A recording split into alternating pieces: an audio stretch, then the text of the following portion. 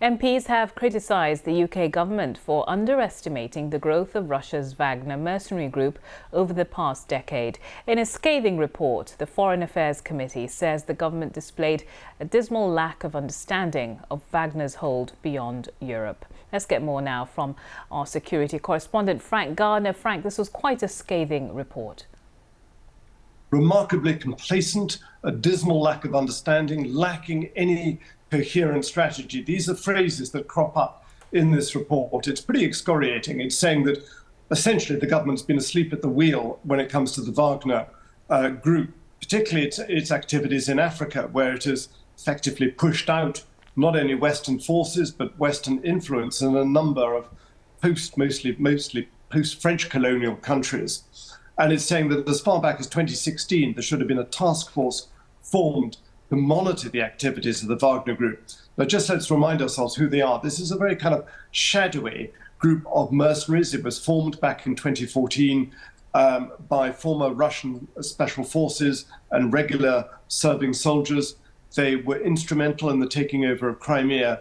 They've since been active in, as well as Ukraine, in Syria and 5 African countries: Libya, Mozambique, Mali, Central African Republic, and Sudan. And they've got a very effective business model for them, but to the detriment of the populations. They're essentially teaming up. They operate almost like a kind of mafia network, teaming up with governments that cooperate with them. And in exchange for providing pretty brutal, oppressive security services to those governments, they get mineral rights, gold, diamonds, etc., which are effectively plundering those countries. And this report is saying UK should have done a lot more. It should have be providing alternatives to those countries so that they don't have to go seeking help from the Wagner group. Is it fair to say, though, that the UK is possibly not the only country that estimated Wagner? Some might say with recent events, even Russia underestimated what the Wagner group is capable of, considering the mutiny that happened there. Yes, I mean, I think the Kremlin has created a monster here, which it's having trouble trying to work out how it can control. That's exactly right. I mean, for a long time, the Kremlin denied any kind of connection with the Wagner group. Yevgeny Prigozhin, its leader, even sued fellow journalists of mine for accusing him of being its leader. He is the leader of the Wagner group. I mean, it's just extraordinary how brazenly he was able to lie over that.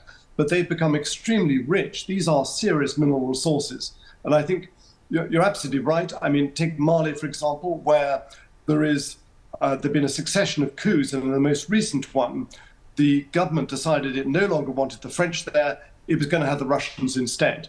And what this report has got, they've got hold of a senior Wagner defector, effectively, who has given them chapter and verse on their modus operandi of how they work in Africa. Some of it's pretty chilling stuff, actually. He said, we showed them how to torture. We taught in the Central African Republic people how to torture civilians, which is pretty chilling stuff.